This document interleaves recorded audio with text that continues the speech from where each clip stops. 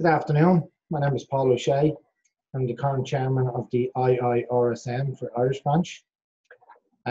This week we're working with the CIF on Construction Safety Week, and the topic I'm going to discuss today is working safely with hazardous substances. The theme of the one-day Construction Safety Week is working safely with hazardous substances. Currently there's a large campaign across the EU driven by USA and running a 2-year campaign to focus on dangerous substances in the workplace. The key drive behind the European Agency for the Safety and Health at Work campaign is looking to get an understanding of hazardous substances in the workplace, looking at the risk elimination. So looking at how, as employers, as contractors, as safety professionals, we can eliminate the use of them or eliminate the exposure risk to the employee. They are looking for us to look at how we can substitute certain substances. This is not always going to be the case. We may need to substitute the work practice or review the work practice, but substitution is a word that they're using across their campaign, which we need to take on board. Following this, we need to look at the culture and management of hazardous substances in the workplace. I think there's a misconception about hazardous substances that everything that comes in with a warning label on the bottle is a hazardous substance. It's not always the substance that comes in with a warning on the bottle. It's what activity we're doing within our employment, what we're doing on the site, what we're doing in the workplace that can generate a hazardous substance from the work process. I'll just share some information from the European Agency for Safety and Health. So what they're saying, and the key points out of the campaign at the moment, is exposure to dangerous substances in the workplace continues to be a major health issue. So we'll go through some of the stats later on about how the work-related fatalities from exposure to substances is finding its way through into a large proportion of the workplace in Europe. The best way to reduce the risks and eliminate or substitute, as I said earlier, with certain substances we might get a chance to substitute them. It's not always the case, because there's certain work activities, and particularly in construction, which all of the members in the CIF are in construction. There's a lot of the activities that we do on a day-to-day basis that are the secondary product out of, be it the dust, be it the fumes generated by the process that we're doing, can't be changed. So we've got to look at the culture within a company. So what's the culture around the management of that secondary substance, which is hazardous, and then how we manage that within the workplace, and through that management reduce it with risk assessments, with preventative measures, and also PPE being the last resort, but it will play a major factor with some of the substances that we'll talk about in the case studies. Substitution in the streetwise process, a complete risk assessment. We'll have to, with all hazardous substances within our industry, we need to look at what they are. So as a team, as a construction team, as a PSCS, we need to have a robust procedure on site for managing all your hazardous, that are known hazardous substances that are part of the process. So there's the engine oils, there's the diesel, there's the petrol, hydraulic oil, the solvents, the mastics, the floor finishes, all of. So there's a catalogue of substances that we use in the industry, and these need to be taken for each subcontract coming in with a byproduct, and we'll work out how we manage them on site. And then there's the other known ones, like your concrete, silica dust. In the refurbishment industry, like where we're refurbishing large commercial buildings at the moment, or any commercial building, your asbestos, so they're all the different substitutions we look at. Obviously looking then at working together and the management of the workers, and build a strong risk prevention culture where substitution is part of the prevention and protection routines.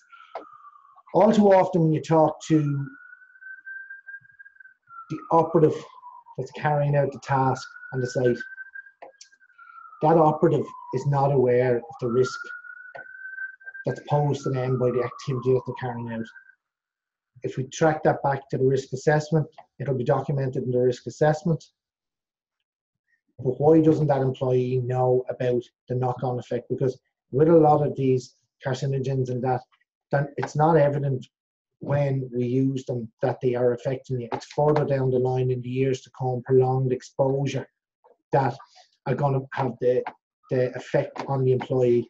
So that's just an overview of what the European Health and Safety are saying about hazardous substances. The campaign itself is across the whole of Europe.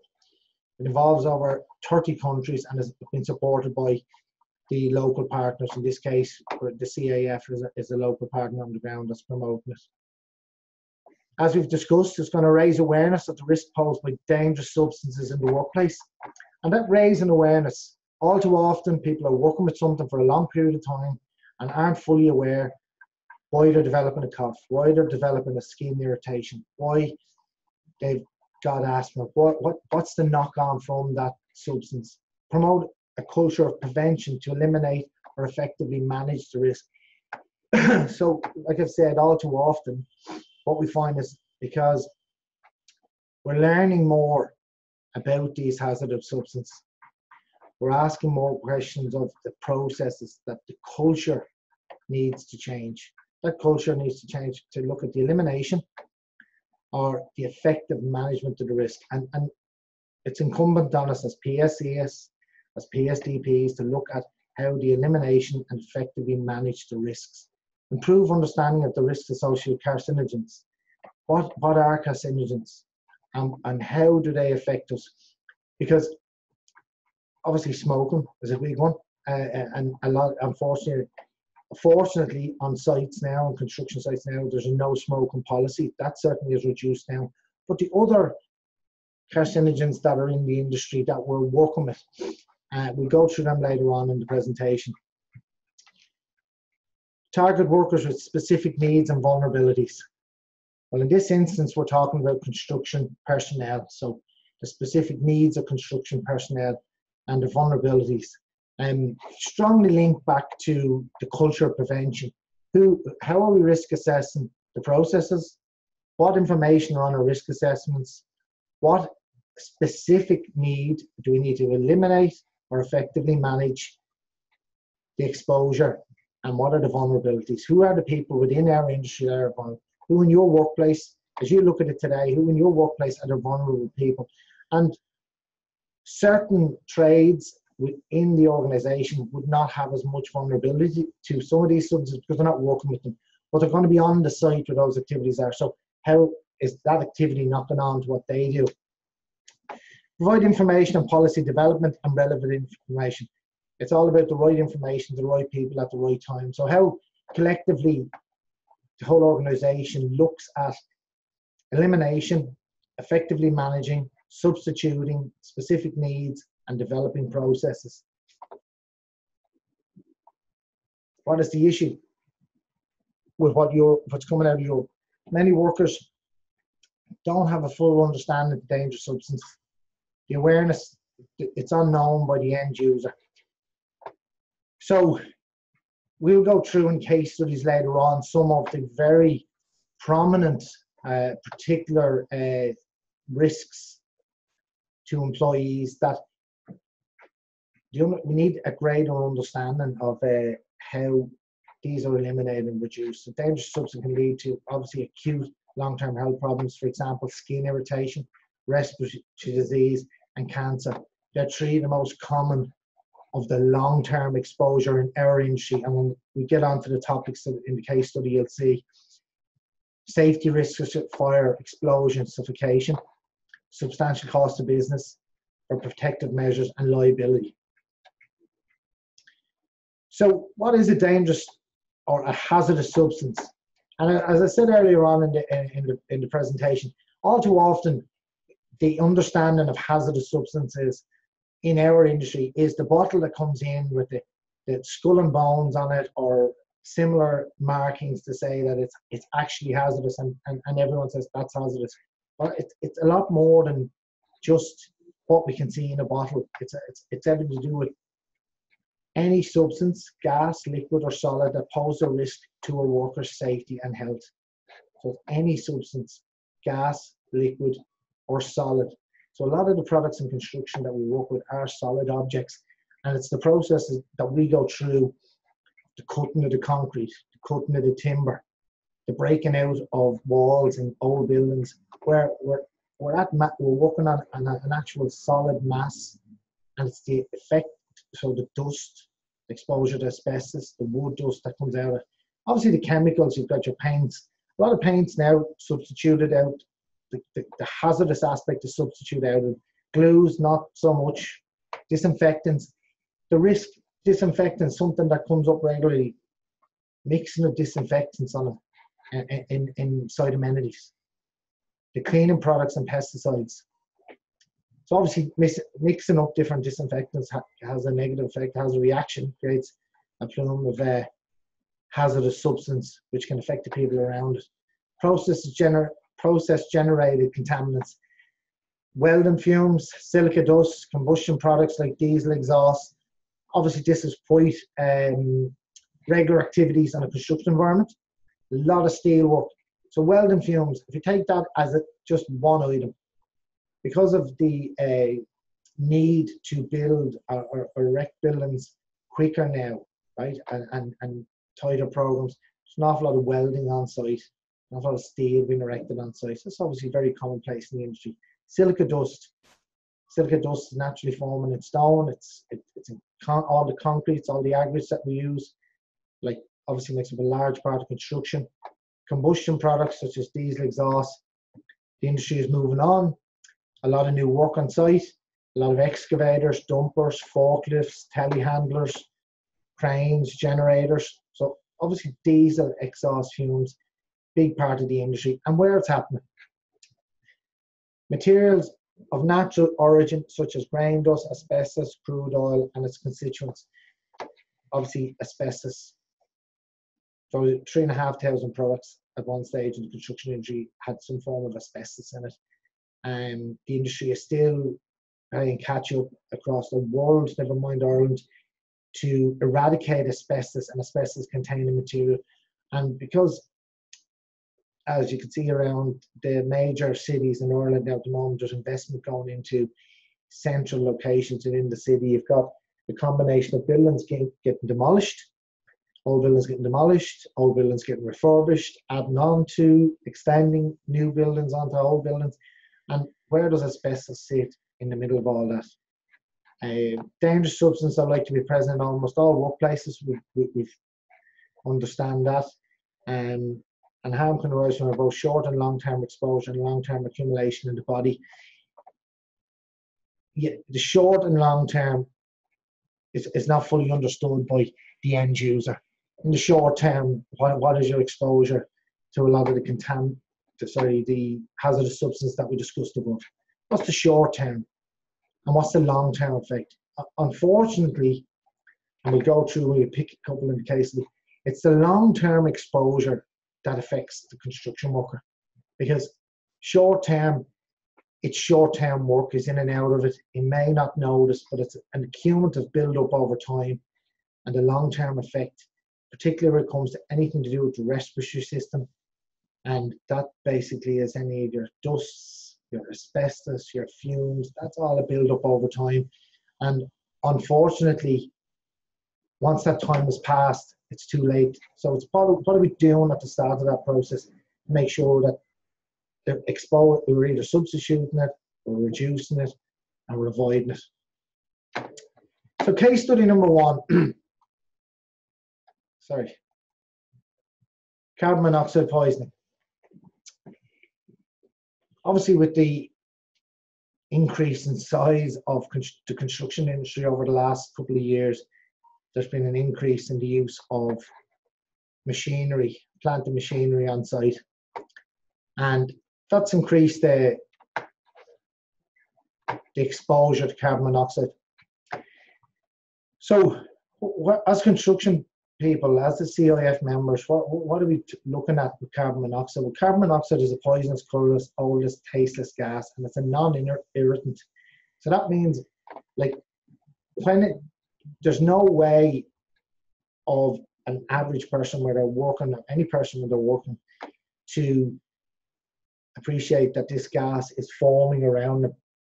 So obviously monitors are the best way of identifying them. So just look at each element of the carbon monoxide and the effect it has. Where can carbon monoxide be encountered? Carbon monoxide is a major industrial gas, as many applications in the manufacture of food chemicals, for example, the manufacture of some acids, right? But also the incomplete burning of carbon-based fuels is where us as construction personnel that we have to look into. Carbon-based fuels include coal, petrol, diesel, liquefied petroleum gas, natural gas, and wood. So petrol, diesel, and gas, commonly used in the construction industry for plant and machinery. So obviously petrol for your hand cutting devices, diesel for all your plant, so that's forklifts, dumpers, telehandlers, excavators, cranes. Your gas, generally LPG, is used on your forklifts for internal use, and you may find that in multi-level car parks that a gas-powered forklift will be used for internal works, but it's generating carbon monoxide. So if you take those products and we ask ourselves, well, where are we going to encounter them? Well, on the majority of the sites that we work on, as soon as, if it's a renovation of a building, we're going to go into the car park. If there's a car park, or we're going to go into a part of the building, we're going to set up our site amenities.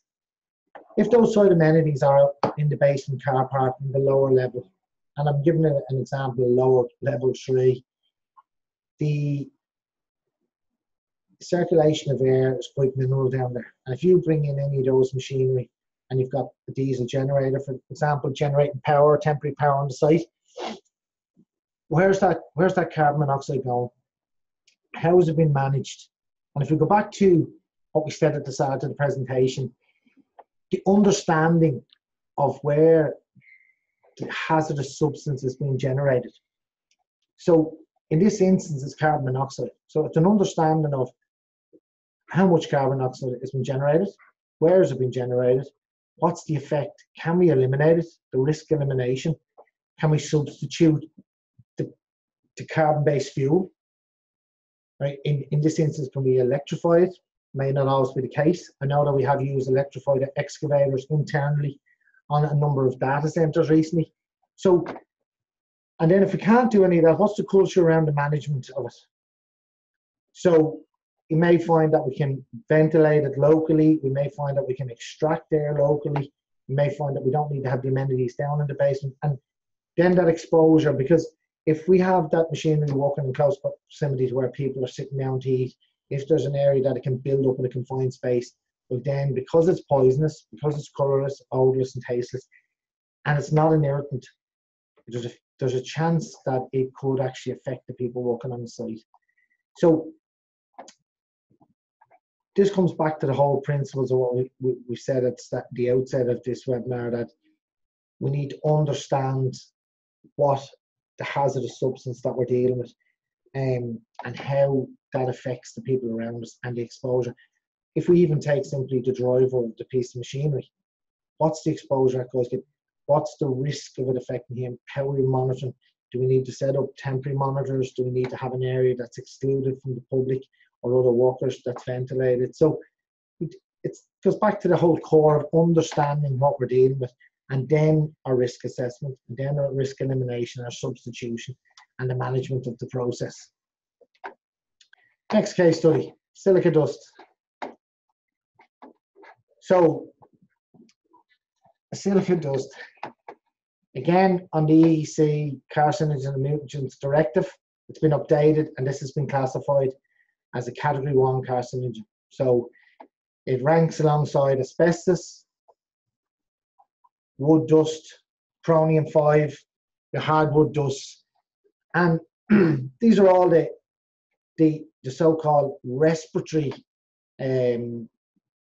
dust that will come across regularly in the construction industry. And again, we'll just I'll have a look at the data sheet from. So crystalline silica is widely found in nature. It's a natural part of stone, so it's in all the quarrying, mining, mineral processing. Where it affects us is it comes in our concrete. A concrete mix obviously confines aggregate, and then when we have to cut it, or it's part of the process, as the picture shows there, we're cutting a brick paver. How's that dust being managed in that environment? If we're cutting concrete, we're doing demolition. How is it being managed? How are we understanding what the exposure is? How are we understanding how we control it at source? Now, the primary route for exposure is inhalation. So if we're creating a dust, the understanding we're creating a dust, the dust as a hazardous substance, we've got to look at our respiratory system and how we risk eliminate, substitute, or manage it in the workplace. Elimination in this instance is your priority. So the sources of where we do our cutting is very important. And this again is down to the risk assessment that we want to carry out. Like if you take this example of the operative cutting the brick paver, and obviously this guy will want to cut this as close to the workplace as possible so he can carry on his brick paving. But if he was to set up a dewatering station, have it linked to the console, he was cutting it in a controlled environment, possibly further away from the operatives in a ventilated area, and a hood or in a covered area, so that when he goes in there, he can wear his respiratory protection, and he has his dust suppression, he has all his other PPE on that he needs to control for noise, for flying particles, for his HAVs on his hands, that he's controlling, not alone controlling the spread of silica dust, but he's damping it down at source, so reducing any exposure to both himself or anybody in the vicinity of the works. It eliminates that whole process that's happening in that picture, so reduce down the risk to both himself or anyone else to very negligible amounts. So it's looking at that. So, and if we take that process across the industry in relation to concrete, if the preventative measures in this instance are very evident in the process, because it's respiratory, we're starting to spread a dust. Obviously the finer dust then can create your lung damage and stability. This is a long-term effect on employee. This is not something that's short-term. This is not something that, if you look, it says like it'll occur 10 to 12 more years after exposure in low concentrations. So it's a long-term risk. It can be accelerated by exposure to high concentrations of silica and developed in a 5 to 10 year exposure. So this is what, alongside carbon monoxide, it's not that it's a silent killer. It's very evident because we can see dust. We tend to think because it blows away, because it's not beside me, because the guy's over 10 foot away from me or 2 meters away from me, that it's not going to affect me. But this really can affect you. It's airborne. So that's silica dust. Now, just on some of the other dusts that we should be aware of in the construction industry, hardwood or wood dust. So the whole commercial industry, the commercial office environment, and the residential environment, there's a lean towards like to strip back the very basic fit outs now on some of the office blocks, and a lot of that centers around wood finishes and stripped back wood and various composites of wood that are used in the industry. Obviously that's got to be brought to site, and in the instance it's got to be cut on site. And like we were saying about the console, if that's got to be cut on site, we've got to look at and understand what dust is going to be generated. A lot of these composite timbers, they're glued together, so there's a glue used in the process to make that timber. So if that's been cut on site, obviously that glue that's been released into the air, similar to the silica dust, becomes airborne then. If it's not in a ventilated area, it's not in a controlled area, and you've general operatives walking around in that dust, not only have you to worry about the operative that's actually cutting the timber, you've got to worry about the whole area where people are working. So obviously looking possibly not to cut on site, would be preferred, but that's not always going to happen. Then we've got, if that's the case, we've got to understand how much cutting is going to be done on site, how much of adjusting is going to be done on site, and then how do we eliminate or manage the risk when it's on site, not only just for the operative but for the whole site. And this even knocks on to the creation of dust from cleaning up. So if the contractor, for argument's sake, that was doing the installation of the wood finishes leaves a couple of piles of timber on the floor, and the main contractor has contract labour in there that are cleaning up that that spoil the timber, there's dust, secondary dust generated then, which will be a mixture of dust from the floor, which could be concrete dust, and the wood shavings or the wood dust, which again creates plumes, creates dust in that air, and that it becomes a respiratory issue as well. So it's not alone when the operative is carrying out the task to cutting the timber, it's when they're not on to cleaning up, to putting it into the skip. So we need to get that understanding around like our woods that are being used. Other things to consider are asbestos. As I mentioned earlier on, the industry has moved on. Thankfully, we have a very strong, robust construction industry at the moment, and that would mean a lot of city centre locations or town centre locations and the large metropolitan areas in the country are getting refurbished. Like understanding what the asbestos guidelines and regulations are saying to us, you know, understanding that when the building is pre-2000, that we have a management asbestos survey, an MAS survey as a minimum. But before any demolitions or refurbishments are carried out, that an RDAS, a refurbishment demolition asbestos survey, is carried out by a competent person, because asbestos dust, like any type of asbestos, can be, as we said, it can be contained. There's 3,500 construction products at one stage has asbestos in them. They're still in the industry, as in they're still in the buildings that were built in the 60s, in the 70s, in the 80s, and up to the early 90s in some cases. So understanding that that work's got to be carried out pre any construction work start, because the dust from that, again, respiratory, again, it's obviously there's various regulations, guidelines to cover its removal and its handling and its storage and its disposal. So it's understanding that, and like what the European campaign is looking for us to understand the dust that's related, understand the hazardous substance that's created by the dust.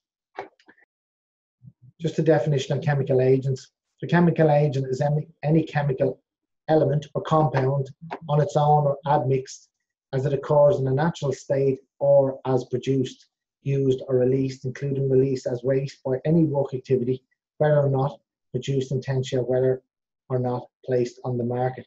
So chemical agent is any agent or element. Hazardous chemical agent means any chemical agent which meets the criteria of classification as hazardous within the physical or health hazard classes laid down in the regulations, or whether or not that chemical agent is classified under the regulation. So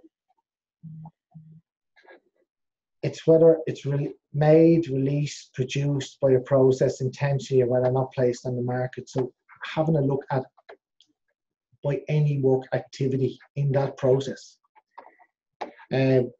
Activities including chemical agents mean any work in which chemical agents are used or are intended to be used in any process, including production, handling, storage, transport, or disposal of any treatment, or which result in such work. Some facts and figures about what we're saying. Chemical and biological substances are present in 38% of enterprises, according to the EU OSHA Enterprise Survey.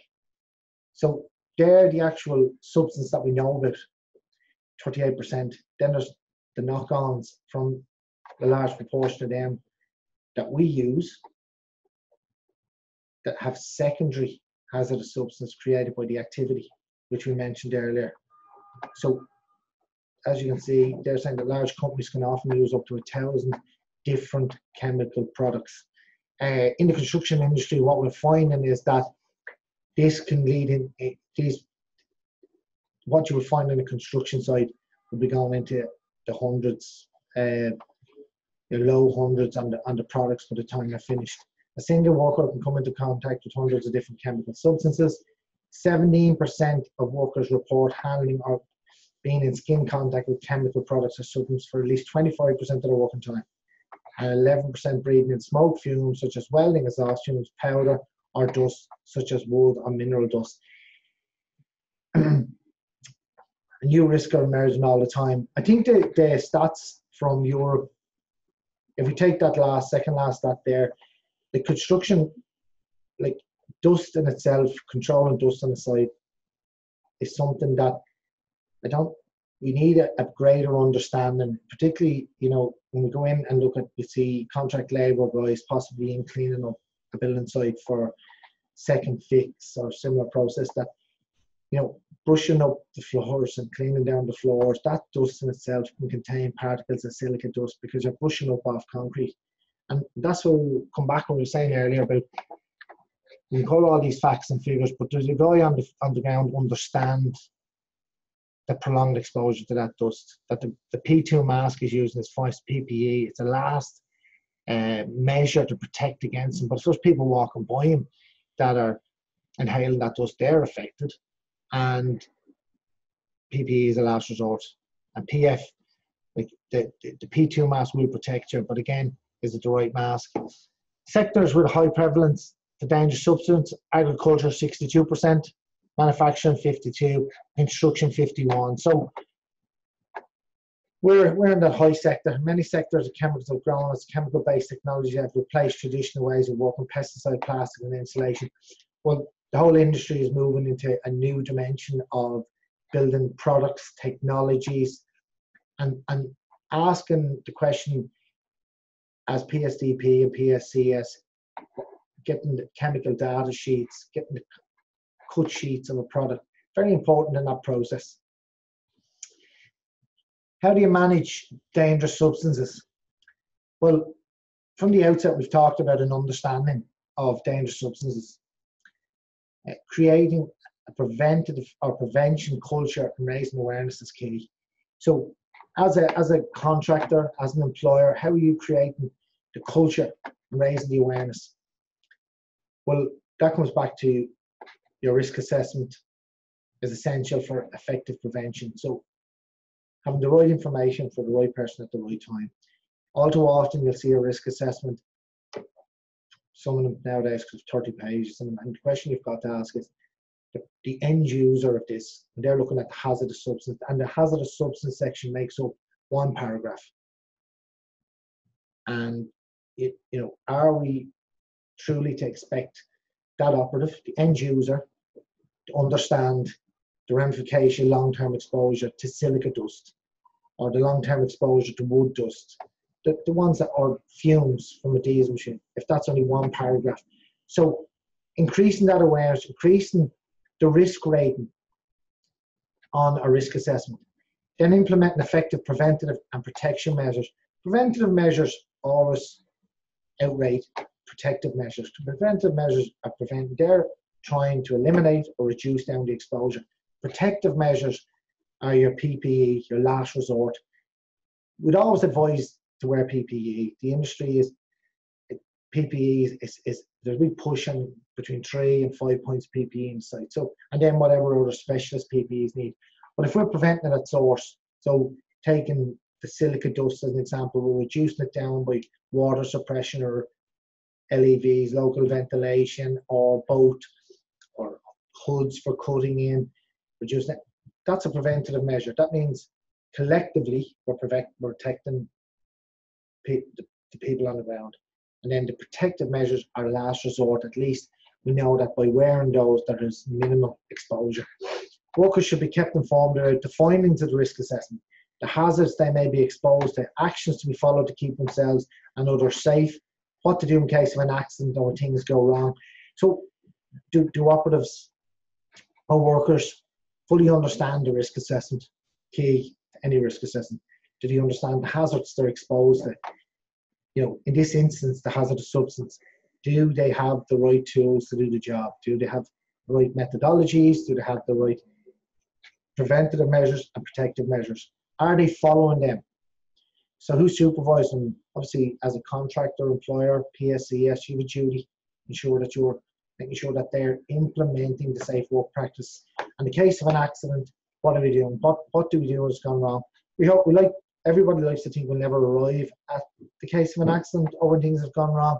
But with hazardous substances, particularly the respiratory ones, because they're long term, all too often we don't see things going wrong till they're too late. Or we don't see the accident. There may not be an accident with your chemicals, which are hazardous substances that we know have been brought into the petrols, the diesels, etc. You know, if they go wrong, they go wrong. We've got to be able to react. We've got to have a backup process for them. But with the hazardous substances like the respiratory ones and that, they're long-term effects. So unfortunately, you may not get to see or be able to deal with the effects of it. Practical tools and guidance can help your business to manage the risks and ensure a safe workplace. Health and safety, we had very practical. The management of hazardous substances should be kept very practical. The easier and the more practice can, the more people will actually feed into it. The chemical risk assessments. So when we look at chemicals, the whole requirement to identify the hazards, evaluate the risks, and implementation of control measures as outlined in the Safety and Health and Welfare Work Act. The Chemical Agents Act 2001-2015 outlines specific requirements to complete a chemical agents risk assessment of chemical agents used in the workplace. So what chemicals are used? So you should have your material safety data sheets and data sheets out for each chemical. You must have all your control measures, all the hazards identified for them, firstly. The process that's associated with them is very important. And what's missed sometimes in the risk assessments, all too often we concentrate on the actual chemical that we have. But what's the process? What's the activity that chemical is going to provide for us? Is it a cleaning product? Is it something that's used that has to be mixed with another product to create an end substance? And where is that done? So you'll hear when we question people about chemicals, they tell us, yeah, I've got a cut sheet about that, and we go out and have a look at the actual risk assessment for the activity that you use or not. They're not joined up. There's no clear line between the two of them that says, well, if we use this particular chemical in this particular environment or this particular activity, this is what will happen. So I think it's identifying the chemical hazards is one thing, but then looking at the activity and the process that we hope to use that in. Consider who might be affected and how they might be harmed. That's going to come out of the activity and the process. So it's very important that the person that's carrying out that risk assessment for the chemical is competent. It needs just somebody that understands fully the process and activity that chemical is going to go through, because not every chemical is used singly either. It might be used in a combination of others. Evaluate the risks and current control measures. Document and implement your findings and update and review. Also monitor. Just make sure during that update and review process that we're monitoring the use of it. That we're ensuring that the chemical that's been brought to site, that it's been used exactly with what has been brought in, it's been stored correctly on site, and that any accidental spills, any accident contact, that's all monitored so that we prevent it happening again if it does happen. 3 steps to manage your dangerous substances. We talked from the very start of this presentation about an understanding of all hazardous and dangerous substances, identifying the hazards, make an inventory of substances, chemical products used or generated in the workplace. We've mentioned about having your material safety data sheets, your control measures, your accidental spills, your first aid methodologies, all rated. But it's very important that they follow through to the process that you intend using it and the activity. Because a data sheet will give you generic information as to how that product will perform in a particular environment. You're going to bring it into an uncontrolled environment like a construction site. So there's other influences that you need to take on board. Collect information about the harm they may cause and how this can happen. from the labels and safety data sheets. Again, just like I said, that's generic information that you'll get on the data sheet. It's right, it's 100% right. It's from the manufacturer. But the key thing is what process and what activities are going into. Assess whether carcinogens are mutant for which the more stringent rules may apply when they're used. So that's back to what we're saying about carcinogens and mutants, that the process and activity from that actual chemical or that hazardous substance that you're using, what's the process?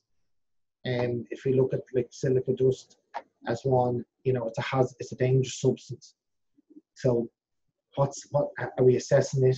How are we assessing it? What's the more stringent rules? Wood dust, hard wood dust. Yeah. Assess exposure, identify those who may be exposed, including cleaners, maintenance workers. Particularly with your disinfectants and your bleaches, that's a particular one. And it's one that's overlooked because obviously on the bigger sites, you'll have quite a lot of site amenities, and you may have contract cleaners coming in. They're working within an environment that's occupied. What substances are they bringing in to do the cleaning? Because if they were going in to clean the canteen area, you'll have operatives coming in at regular intervals to eat that area. Is the area, how will it affect those coming in after? Assess workers' exposure by type, intensity, length, frequency of exposure, including combination of exposures.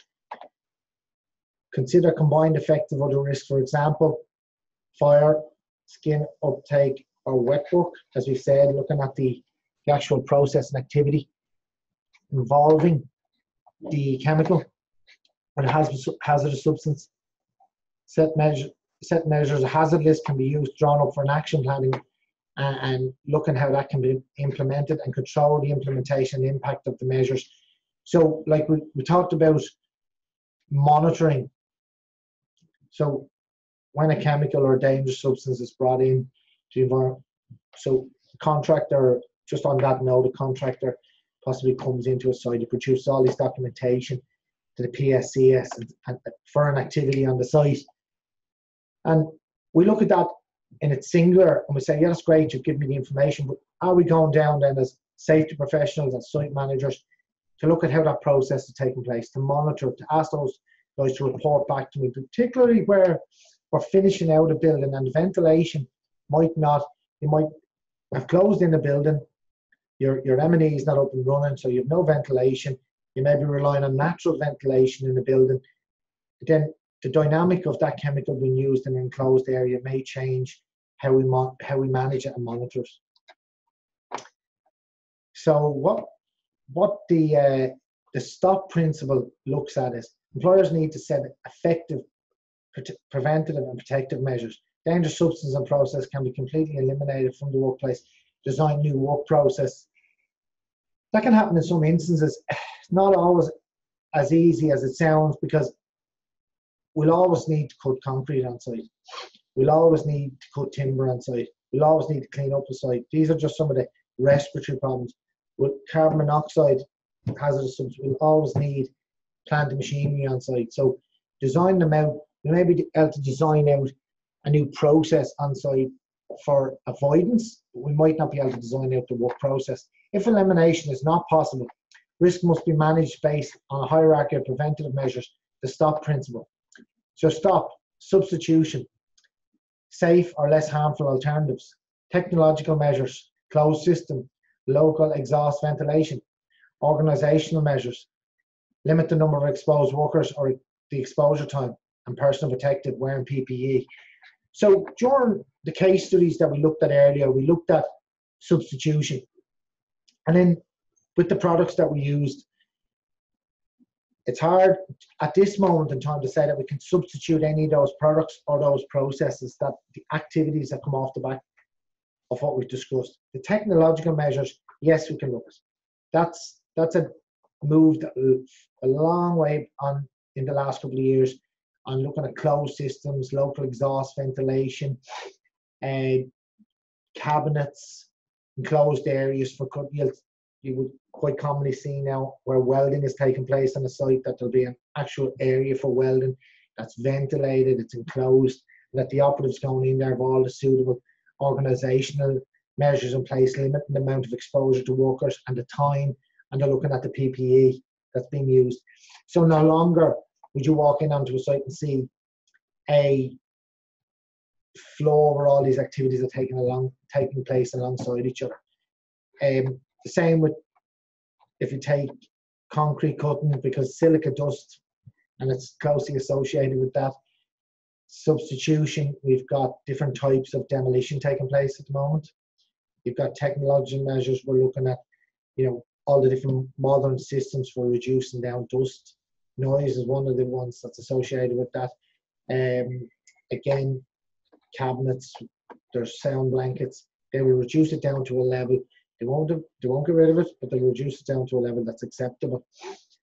Organizational measures, limited the number of exposed in it. So limiting the people that will go in and work in that area. And again, with just taking concrete cutting as an example, personal protection, wearing the right PPE, having a noise assessment done, of the area, making sure that the PPE is suitable for what they're doing. So just back to the carcinogens, right? Cause the majority of fatal occupational disease in the EU. Every year, occupational exposure carcinogens cause range between 95,000 and 150,000 people develop cancer. The range between 57,000 and 106,000 deaths. These are linked back to people in the workplace. And the percentage of those are direct links to people in the workplace. Long term, we're going back to the respiratory illnesses. We're going back to the exposure to the dust, the exposure to chemicals, and how that links to. And just some significant figures there in Europe coming out. Stricter measures applied to carcinogens and other dangerous substances, e.g. working in closed system with strict worker access and strict worker record keeping of who's trained to do the work and who's the right person. So we mentioned earlier, and one of the first slides with specific groups at risk. Back to information. If we look at the whole principle of the campaign in Europe, it's about an understanding and risk elimination. If you look at the groups that they've put up, about certain groups and works that are a particular risk, and it has down women, young workers, migrant workers, temporary workers, untrained staff or inexperienced staff, or cleaners and contractors. And the question to be asked is, why are these categories seen as the specific groups at risk or the vulnerable groups? If we take the women in construction, so that it's down to possibly experience on certain aspects of the industry.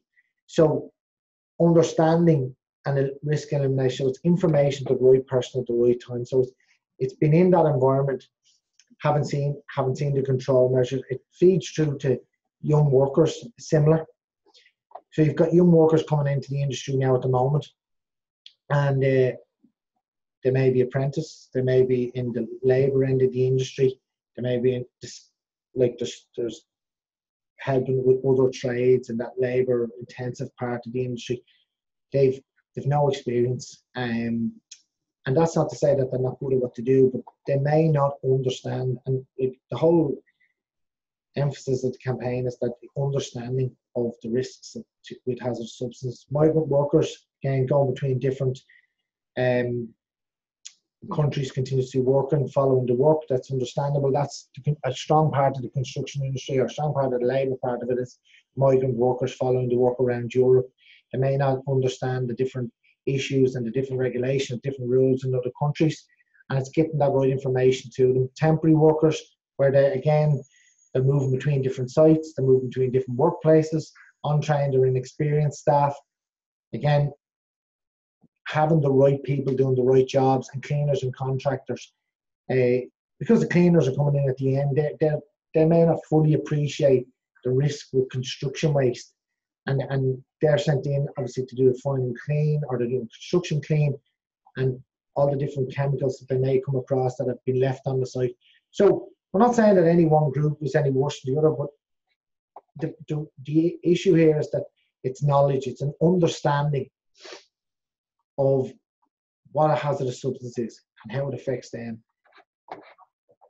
This may be caused particularly because sensitivity and inexperience, because of lack of training information. As we said, the risks to the workers should be considered in the risk assessment, and who are the people that you need to assess in your workplace. So, like, how as a PSCS or a main contractor or a contractor, when you're bringing these staff to the workplace, how are you assessing what they're doing in the workplace? So, getting involved. Organisations of all sizes and sectors, as well as individuals, can get involved. Disseminating and publicising campaign material. We've uploaded some information there which can be shared from the European campaign. There's information on the health and safety webpage. There's information on the CIF webpage about the upcoming safety week about hazardous substance, taking part in and organising events and activities. So in your workplace, how are you as an organisation bringing that message to the staff?